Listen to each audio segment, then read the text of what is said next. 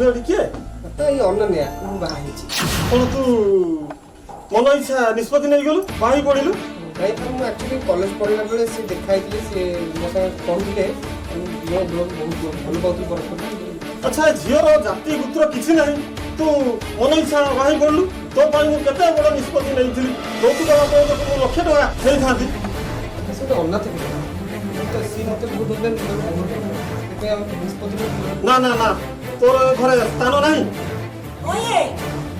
ସକାଳଟାରେ ଦୁଆର ମୁହଁରେ ବସି କାହା ଉପରେ ବି ଘର ଘର ହଉଛ ବା? ଆସ ଆସ ଦେଖିବ ତୋ ପୁଅର ଦେଖ ଅବସ୍ଥା। କଣ ଦେଖିବ?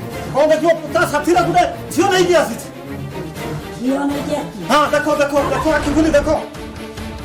ଆରେ ବାପା ରୋହିତ, ଆରେ ଝିଅ କିଏ କି?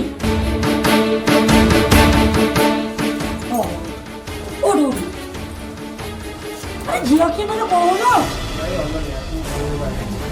ଭଲ ପାଇକି ବାହା ହେଇଛୁ, ଆମକୁ ଜଣେଇଲି ନାହିଁ ଶୁଣେଇଲି ନାହିଁ, ତୁ ବାହା ହେଇକି ଘରକୁ ସିଧା ପଳେଇ ଅନାଥ ପିଲାଟା ଆସିକି ଧର ବଡ଼ କାହିଁ ଠିଆ ହେଇକି। ହଉ ତମେ ଦି ଜଣ ସେଠି ଠିଆ ହୁଅ, ମୁଁ ଯାଉଛି ଘରେ ବନ୍ଧାନ ଥାଳିଟା ନେଇକି ଆସେ। ରୁହ ସେଇଠି ଛିଡ଼ା ହୁଅ। ଯୋଉଦିନ ଇଏ 1,00,000 ଟଙ୍କା ଯୌତୁକ ବାବଦକୁ ନେଇକି ଆସିବ ସେଦିନ ଘରର ରୁଣି ଭିତରକୁ ନହେଲେ କଦାପି ନୁହଁ। ଓହୋ, ତମେ କଥାଟା ବୁଝୁନ କଣ ପାଇଁ କହିଲ?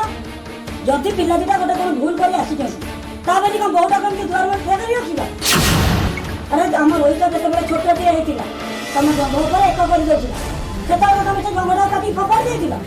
ସେଇଭଳି ଆଜି ଗୋଟେ ଭୁଲ କରିକି ଆସିଛି, ତାକୁ ଆମେ ସୁଧାରିବା, ତାକୁ ବୁଝେଇବା। ତା ଛଡ଼ା ପିଲା ଦିଟା ତ ତମ ପାଖରେ ଭୁଲ ମାଗୁଛନ୍ତି, ତମେ କଣ ପାଇଁ ଗୋଟେ ଏମିତି ଜିଦି ଧରିକି ବସେ କହିଲ? ସେ ଯୌତୁକ ଟଙ୍କା ଆମର କଣ ହବ କହିଲ?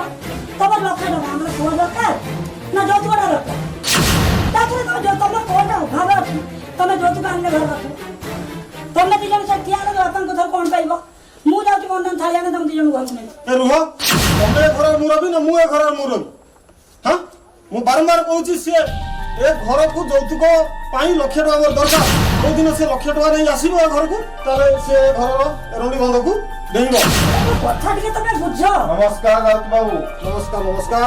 କେମିତି ଅଛନ୍ତି? ଆଜି କଣ ଜଣା ପଡୁଛି? କିଛି ଗୋଟେ ଆଲୋଚନା ହଉଛି? ଆମ ଘରର ପରିସ୍ଥିତି ଦେଖନ୍ତୁ ଆପଣ। ନମସ୍କାର। ଦେଖନ୍ତୁ ବାବୁ, କଣ କରିବି କହିଲ? ଯଦି ପିଲାଟା ଗୋଟେ ଅନାଥ ଆଶ୍ରମର ଝିଅଟେ ବାହା ହେଇକି ଆସିଛି ଘର ପାଇକି, ଆମେ କଣ ତାଙ୍କୁ ଘରୁ ବାହାର କରିଦେବୁ? କଣ କହୁଛ ରାଉତ ବାବୁ? ତାଙ୍କୁ ବୁଝାଉଛି, ସେ ବୁଝୁନାହାନ୍ତି। ଯୌତୁକ ନିର୍ଯାତନା ସମାଜରେ ଏବେ ବଢି ଚାଲିଛି।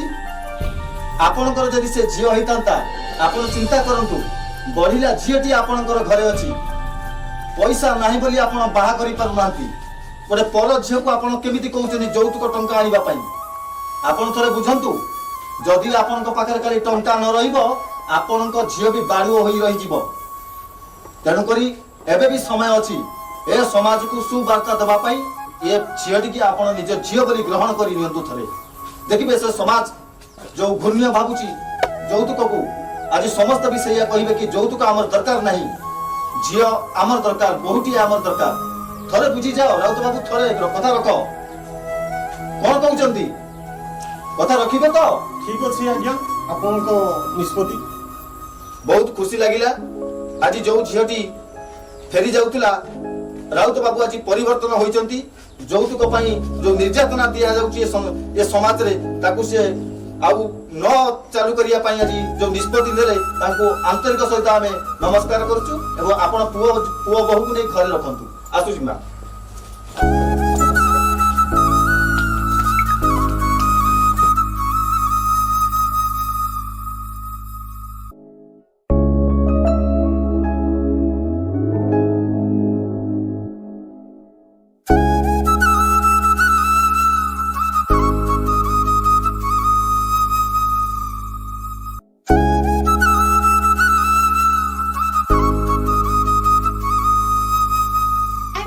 ଯଦି ଆପଣମାନଙ୍କୁ ମୋ ଅଭିନୟ ଭଲ ଲାଗିଛି, ତାହେଲେ ଆମ ଚ୍ୟାନେଲକୁ ଲାଇକ୍ କରନ୍ତୁ, ସବସ୍କ୍ରାଇବ କରନ୍ତୁ, କମେଣ୍ଟ ଦେବା ଭୁଲିବେ ନାହିଁ, ଆଉ ସେୟାର ମଧ୍ୟ କରିବେ।